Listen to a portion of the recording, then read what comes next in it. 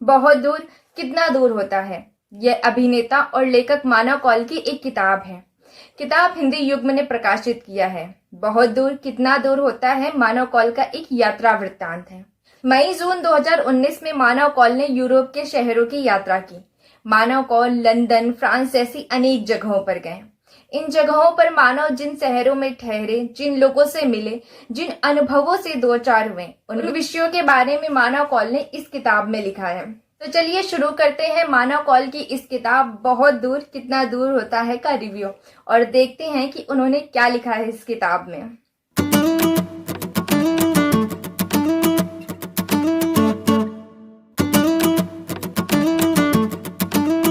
Hello नमस्ते, मेरा नाम है अंजलि और स्वागत करती हूँ आप सभी का अपने इस YouTube चैनल स्टोरी टेलर अनु में। अपने इस चैनल के माध्यम से मैं एक छोटी सी कोशिश करती हूँ हिंदी साहित्य की कुछ इंटरेस्टिंग बुक्स, कुछ इंटरेस्टिंग नॉवेल्स को आपसे रूबरू कराने की और कुछ ऐसे राइटर्स से भी आपको रूबरू करवाने की जिन्हें आपको जरूर पढ़ना चाहिए। तो चलिए बिना देरी के शुरू करते हैं आज का। जैसा कि आप इसको देख ही सकते हैं कि बहुत ही सिंपल से कवर पृष्ठ के साथ इस पुस्तक को प्रकाशित किया गया है। इस किताब की शुरुआत होती है एक छोटी सी कहानी से, जहां बंटी और सलीम दो छोटे बच्चे होते हैं। दोनों पक्के दोस्त होते हैं। अपने गांव में शाम के वक्त वो दोनों बाहर निकलकर रोज हवाई जहाज को उड़ता देखते हैं और एक दूसरे से सवाल करते हैं कि ये हवाई जहाज कितना दूर जाता है, और उन्हें जवाब मिलता है कि ये बहुत दूर जाता है। ऐसे में बंटी के मन में सवाल आता है कि आखिर ये बहुत दूर कितना दूर होता है। ये सवाल तो बंटी के मन में लाजमी था, क्योंकि हम सब अपने जीवन में कभी न कभी इस सवाल को जरूर महसूस करते हैं कि आखिर ये बहुत दूर होता कितना दूर है। इस किताब में मानव कौल ने इस बहुत दूर की यात्रा को तय किया है। तो चलिए देखते हैं कि मानव की इस किताब में बहुत दूर कितना दूर होता है। कहानी की शुरुआत एक कैफे से होती है। मानव अपने बचपन के गांव और दोस्तों को याद करते हैं। एक पुराने अजीज मित्र को कॉल भी करते हैं और यहीं पर उनके जहन में यह सवाल कौंधता है कि बहुत दूर कितना दूर होता है। इसी का जवाब ढूंढते हुए वो अपने आगे की यात्रा पर निकल पड़ते हैं। लंदन शहर से वो फ्रांस के एक छोटे से गांव चैमोनेक्स में जाते हैं, जहां से आल्प्स पर्वत श्रृंखला साफ दिखाई देती है। यूरोप के छोटे से गांव, जहां सिवाय स्थानीय लोगों के बहुत कम सैलानी लोग आते हैं, खूब शांति और एकांत होता है। अंग्रेजी जानने और बोलने वाले भी दुर्लभ हैं। आपको अधिकांश समय खुद के साथ ही बिताना होता है।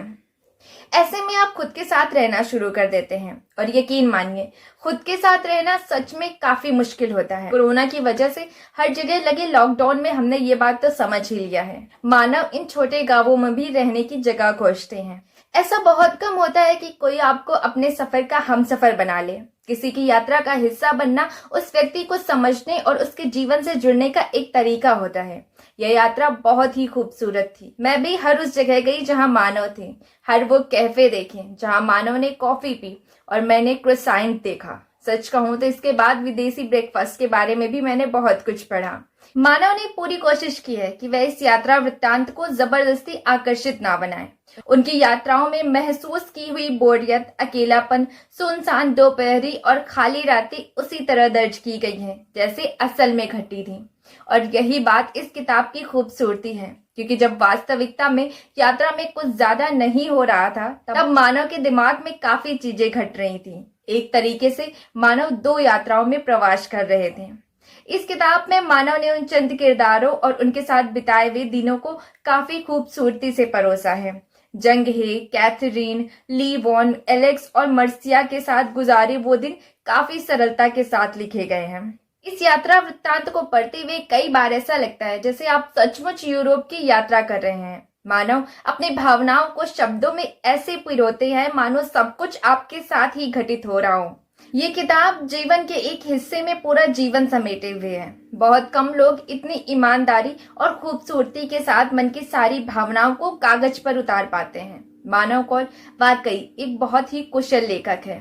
इस किताब के पहले भी मैंने मानव कौल की कई किताबें पढ़ी हैं, जैसे तितली, रूह, प्रेम कबूतर आदि, और रिसेंटली मैंने इसे पढ़ा।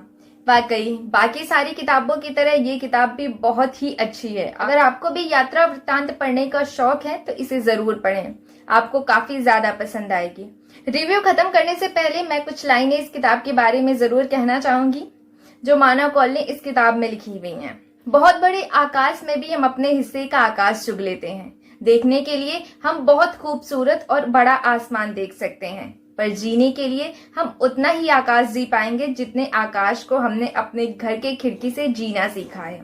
हम सारा कुछ कभी नहीं पा सकते, अपनी लिखी कहानियों में भी नहीं। कितनी संभावनाएं अभी बची हैं कहानी में, अभी कहानी खत्म नहीं हुई है।